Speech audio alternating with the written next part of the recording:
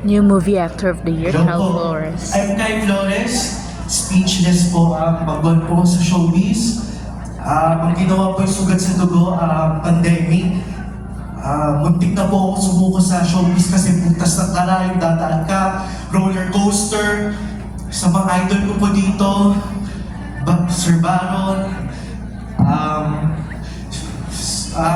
Maraming salamat PFPC, to my second family, Dragon's Talent Management, Miss Bobby Fuentes, Team Ariola, Bethlehem, and Montesa Medical Group.